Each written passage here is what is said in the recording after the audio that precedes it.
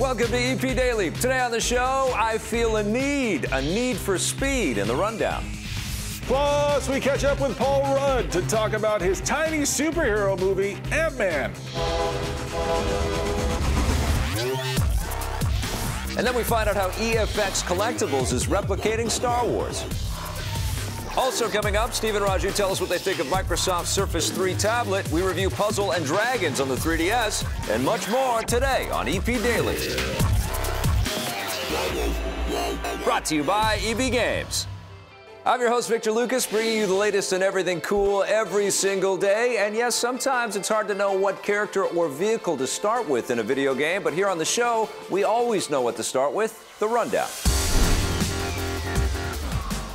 EA is hitting the reboot button on the long-running Need for Speed franchise. The publisher has officially announced the latest game in the series, simply titled Need for Speed.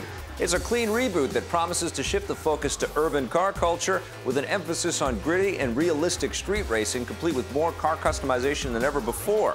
It also promises to be open world with an immersive narrative, but hopefully the story won't be too distracting. The new Need for Speed will race under the PS4, Xbox One, and PC this fall. It looks like Hollywood has some pretty old-fashioned and downright ridiculous ideas when it comes to age and gender. Maggie Gyllenhaal, who's appeared in big movies like The Dark Knight and stars in the Golden Globe-winning TV series The Honorable Woman, is apparently too old for men older than herself. Speaking with The Wrap, Gyllenhaal, aged 37, says that she was recently told by a producer that she was too old to play the love interest of a 55-year-old actor. She didn't name the producer, actor, or film, but many big movies do this sort of thing all the time.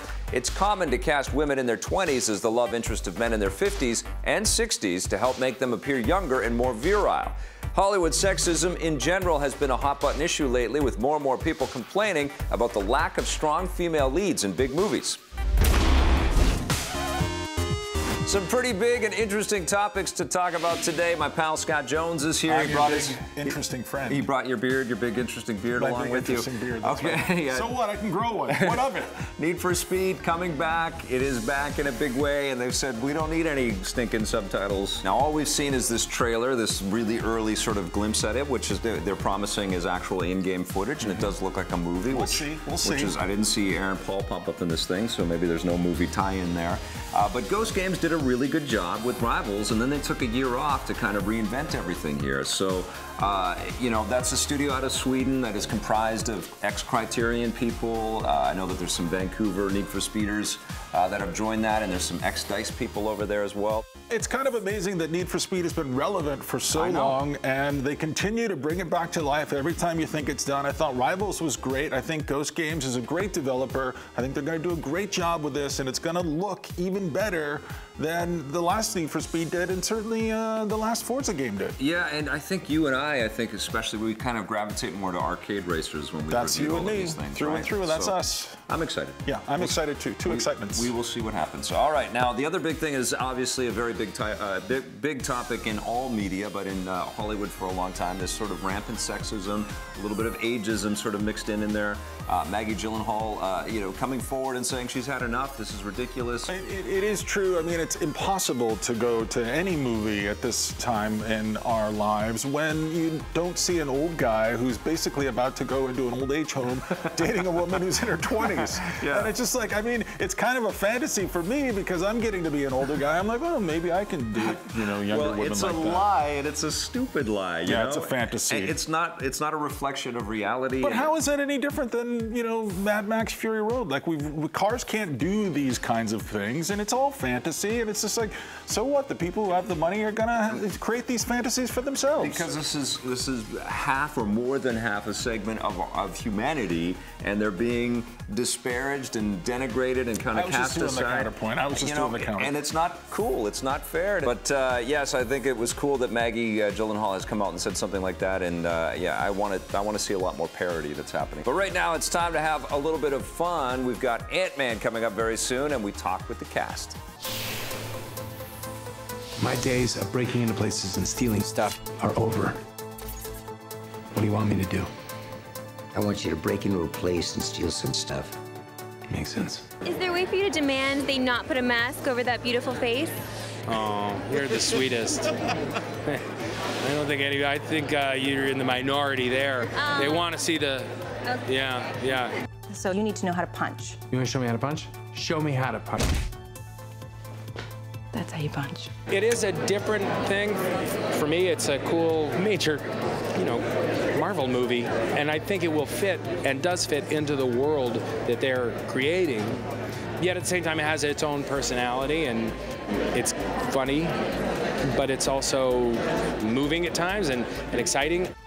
Is it too late to change the name?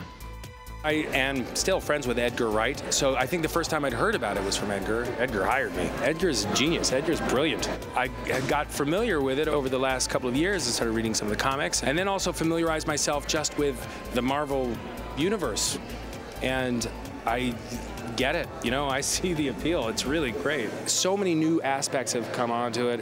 It's still Edgar and Joe's story, but we've added a lot of different things to it, and Peyton is so talented.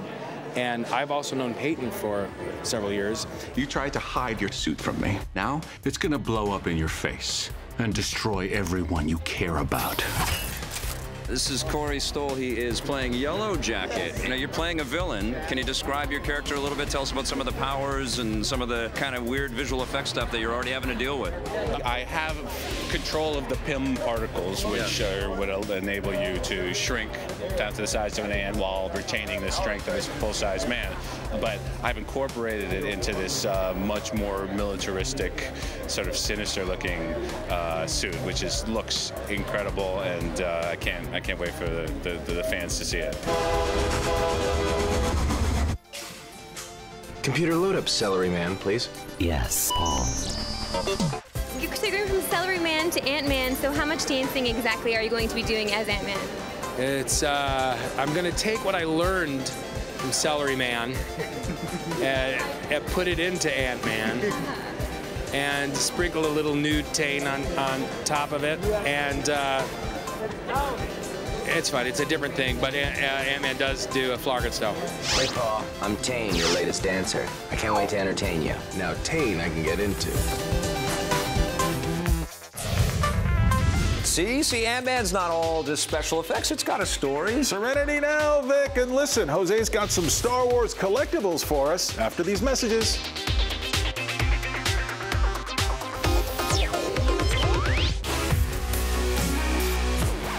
Welcome back to EP Daily. In the beginning, Kenner created the Adam and Eve of action figures. Yes, I'm talking about Han and Leia, but things have come a long way since then, especially in the Star Wars universe. Here's Jose with a look at EFX. Let me see your identification. You don't need to see his identification. We don't need to see his identification. These aren't the droids you're looking for. These aren't the droids we're looking for. We are talking about EFX collectibles, some of the sweetest pieces that I've seen here. Tell me about your involvement with Star Wars and what kind of pieces you guys are putting together for that franchise. Actually, I've been working on Star Wars prop replicas for about 14 years now, going back to the Master Replica days. And what we do is we make exact replicas of the actual prop that was seen on screen. So it's not a toy, it hasn't been idealized. It's as ugly as it was when they filmed the actual production. I find your lack of faith disturbing. Enough of this. Vader, release him. As you wish. Tell us about some of the specific pieces you guys are showing off here. For Star Wars, for prop replicas, we have what's called the studio scales, which are all the vehicles that you see on screen, and we make them to scale to the actual model that was used in production. Then we also do the props, like the lightsabers and helmets. Which, unfortunately for the original trilogy, the reference material is a little bit more difficult because back in the 70s, nobody really kept that stuff. So we've hunted down all the private collectors who own some of the original pieces, who were able to use theirs for reference to make our product to be as close to the original as we can get it. What made you want to get involved in something like that? Because there's a lot of people out there that can create their own pieces, but what made you want to go with that actual authentic replica style? Well, it's something I always wanted, and I'm one of the crazy people who back in 1977 saw Star Wars in the theater 38 times. Yes, I bet you have. So I've always had a passion for this, and this is obviously a passion-driven category, and the ability to own something that was actually part of movie history was something that we try to accomplish. You're all clear, kid. Now let's blow this thing and go home. And it's not just Star Wars products that you guys work on. You guys also have some things with Marvel and some other things as well? Right. We also have the Marvel license as well, and we do the same things for Marvel. So with the Avengers coming up, we have Iron Man, Thor, Captain America, and things like that. And once again, we go back to the original source and the original props. Are you even pulling? Are you on my team? Just represent, pull. All right, let's go. How excited are you that, now there's a new generation of Star Wars films coming for a new generation of Star Wars fans and for the fans that have been out there since 1977? How does that make you feel in the replicating world? It's incredible. At least Star Wars is evergreen. No matter what age you are, no matter if it's the original trilogy, the prequel, or the new trilogy that they're working on now, I think everyone is equally excited about just having Star Wars. Thanks, Jose. And by the way, I have a shopping list here for you. I'll send it to you a little bit later. But now Steve and Raju are here. They've got the latest Surface tablet from Microsoft. Gentlemen, start your reviewing.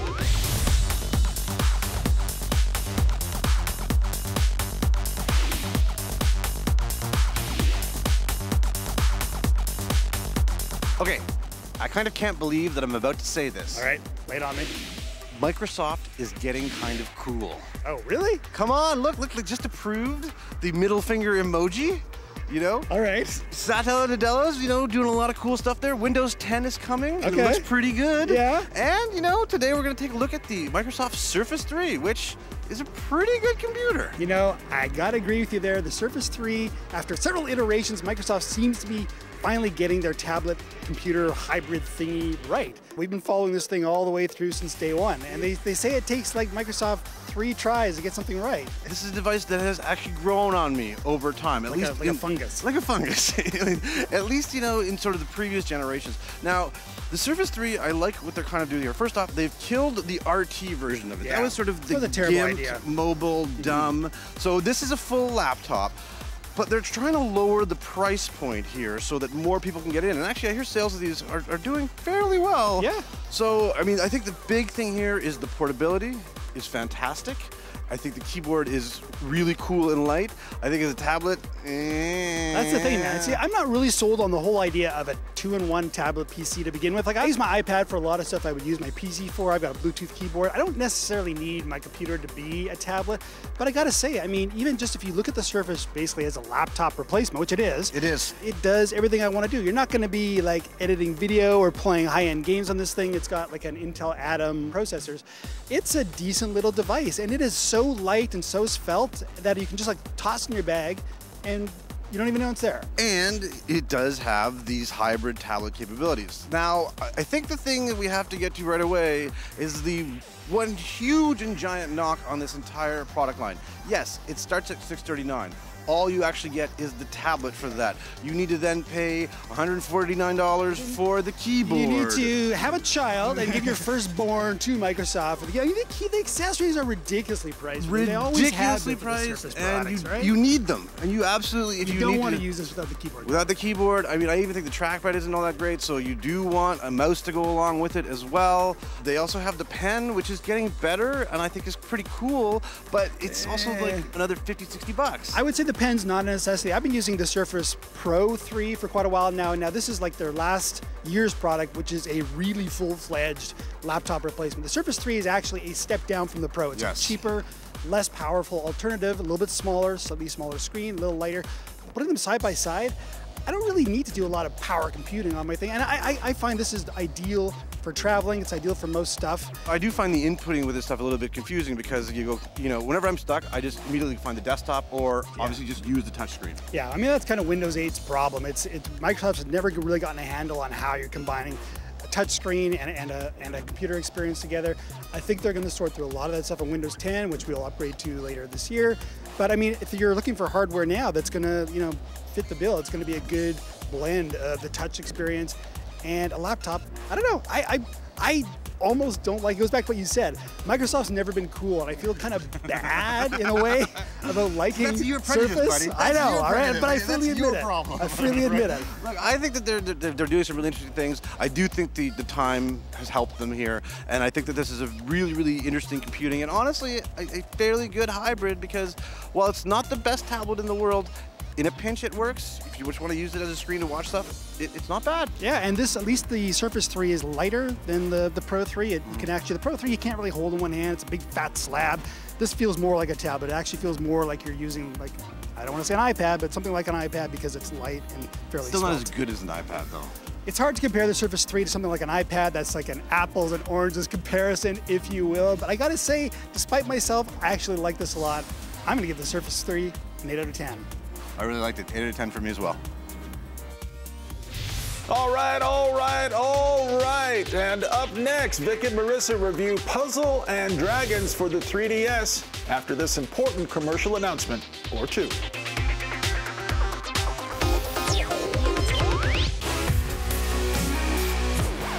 Welcome back to EP Daily. Now, I travel a lot for my job, and not because I'm in the witness protection program or that my name is really Carl Yamasaki, but because I have to go and check out all of these games all over the place. And when I travel, I like to bring portable games with me. Now, is the new Puzzle and Dragons game for the 3DS worth packing? Here's Marissa and Carl Yamasaki to tell you if so.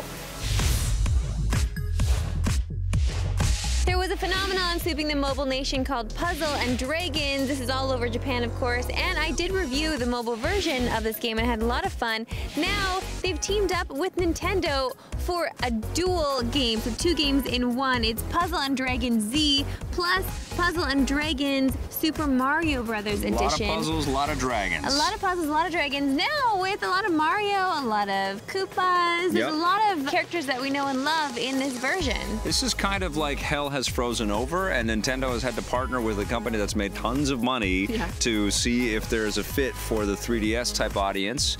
And I think that enough love and craft and desire to build something kind of really fun and special in this cartridge was applied. So I think it's actually a successful exercise. But you cannot escape the impression and the feeling like because this is another match 3 experience, and there's so many of them, they're so proliferate, and there's so many free ones that it's hard to go, oh my god, of course this is worth all of the money to get it on your 3DS. Sure. Even if the game is actually kind of super fun and great. Yes, it is a match of 3, sure, but I feel like there is a lot more strategy here with it. There's actually a lot of depth. And the games, you know, at their core are identical. I mean, you're really just doing match 3 RPG stuff in either one. But the Super Mario version is really tailored to just get from level to level kind of thing, whereas there's more exploring in the other side. Sure, exactly. So you're getting 2 different games here, which I think is great because you're getting this all for $35. These are games that are perfect for waiting rooms. They're games that are perfect for flights. I'm excited that this is here on my DS because I feel like it's a reason for me to pick up my DS and take it with me wherever I go. Yeah, the truth about freemium games and free-to-play games is that they won't be free for too long because if you are playing something incessantly, I just heard a buddy of mine say that he had dropped $250 in Candy Crush. So, and then you immediately unfriended him. No, but things happen, right? Like you get addicted to these things, you end up spending the money. So if you get it all in the cartridge for $35, it sounds like a lot compared to that, you know, try for free kind of thing out there. But when Mario's involved, you feel like, okay, I'll fork over the dough because it's Mario. And there's been enough sort of attention to detail, and it's charming and fun, and collecting a team where you've got Koopas and Goombas. And I know, it's true, and they have all of those elements there. And so what you want to do when you collect all these things, you can actually go into the little mushroom shop, and then you marry some of the characters together to level up your other characters. It's just very RPG heavy, this game. Yeah, 'cause even though it's match 3, there's actually a tremendous amount of extra depth and lots of things to go back into and feel like, okay, I'm getting my money's worth here. You really are, honestly. I love this game. I really do. I've been playing a lot of it. I will continue to play. This is just one of those games that gets your hooks in, gets them in early, and you feel like it's not, I don't know, it's not trying to be shady in any way because it's not freemium. It's just, it's there for you. The weird experiment, it does feel like hell has frozen over, but a successful one. What are you going to give Puzzle and Dragons Z and Puzzle and Dragons Super Mario Brothers Edition? It gets an 8. It gets a 7.5 from me. Thank you, Marissa, and thank you, Carl Yamasaki. And up next, we answer a Twitter question after these messages. If you want more EP, go to our website, epn.tv, for bonus content and full episodes. We're also on Facebook and Twitter.